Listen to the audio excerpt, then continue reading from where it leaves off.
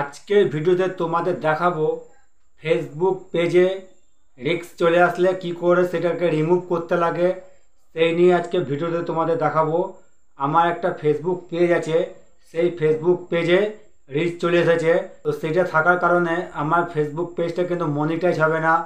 তো তোমরা যারা ফেসবুক পেজ খুলেছো, তোমাদের যদি ফেসবুক পেজে রিস্ক চলে আসে তো সেটাকে কি করে রিমুভ করবা, এই ভিডিওটা সম্পূর্ণ দেখো। এই ভিডিও সম্পূর্ণ দেখার পর তোমরা বুঝতে পারবা যে ফেসবুক পেজে রিস্ক চলে আসলে কি করে রিমুভ করতে লাগে। তাই সম্পূর্ণ ভিডিওটা দেখবা, স্টেপ বাই স্টেপ সব কিছু বুঝতে পারবা।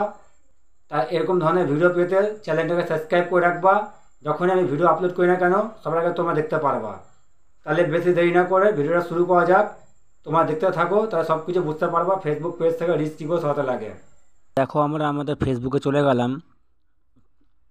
ফেসবুকে চলে যাওয়ার পরে এটা আমার প্রোফাইল, এই প্রোফাইলটাতেই আমার প্রবলেমটা দাঁড়িয়েছে, তোমাদের দেখাচ্ছি। এই দেখো প্রোফাইলটা। তো দেখো আমাদের প্রফেশনাল ড্যাশবোর্ড আছে, এখানে ক্লিক করে নিলাম, তখনই দেখাবে আমাদের প্রবলেমটা। এবার দেখো এখানে ক্লিক করে নেওয়ার পরে এখানে দেখাচ্ছে আমাদের প্রবলেমটা, দেখেছো? Page is at risk. তো আমরা কী করব, এখানে ভিউতে ক্লিক করব, ভিউ ডিটেলসে। ভিউ ডিটেলসে ক্লিক করে নেওয়ার পরে আমরা এখান থেকে একটা স্ক্রিনশট নিয়ে নেব, তারপর ব্যাক করে নেব। ব্যাক করে নেওয়ার পরে আবার এখান থেকে একটা স্ক্রিনশট নিয়ে নেব। তো স্ক্রিনশট নিয়ে নেওয়ার পরে আমরা কী করব, ব্যাক করে নেব। ব্যাক করে নেওয়ার পরে আমরা কী করব, এবার আমাদের এই জায়গায় ক্লিক করতে হবে, প্রোফাইলে ক্লিক করে নেব। প্রোফাইলে ক্লিক করে নেওয়ার পরে কী করব, নিচে নিয়ে আসবো। নিচে নিয়ে আসার পরে লেখা আছে হেল্প সাপোর্ট, এখানে ক্লিক করব। এবার দেখো লিখেছে এখানে রিপোর্ট প্রবলেম, এখানে ক্লিক করব। এবার নিচে স্ক্রল করে নিচে চলে যাবো। নিচে চলে যাওয়ার পরে আমরা কি করব, এই জায়গাটা ক্লিক করব। আমরা এই জায়গাটা ক্লিক করব, কিছুক্ষণ অপেক্ষা করব।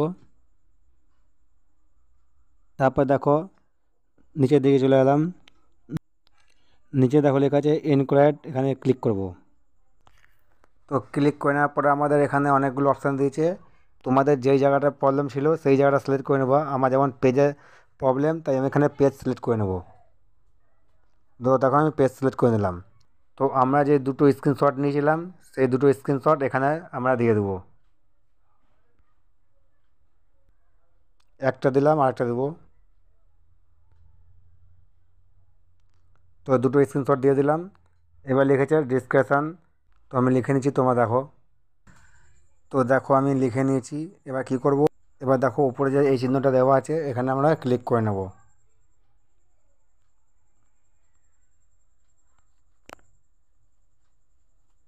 এবার আমাদের মেসেজটা সেন্ড হয়ে গেছে। এবার আমরা 24 থেকে 48 ঘন্টা অপেক্ষা করব যে আমাদের এখান থেকে সেই চিহ্নটা চলে গেছে কিনা।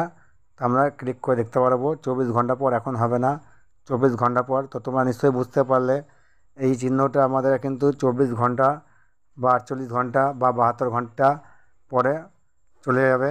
যদি না যায় তখন আমরা আবার মেসেজ করব, এভাবে করেই। এবার মেসেজটা তো আমরা সেন্ড করে দিলাম। এবার আমি অপেক্ষা করব 24 ঘন্টা পর্যন্ত, যে দেখা যাক এবার কখন ঠিক হয়। তো ঠিক হলে তোমাদেরকে আবার দেখাবো। তো তোমাদের ভিডিওটা কেমন লাগলো অবশ্যই কমেন্টে জানাবে। তো এবার তোমরা নিশ্চয়ই বুঝতে পারলা ফেসবুক পেজ থেকে রিস্ক কী করে সরাতে লাগে। তো তোমাদের যদি ভিডিওটা একটু ভালো লেগে থাকে তাহলে কমেন্টের মাধ্যমে জানাবা।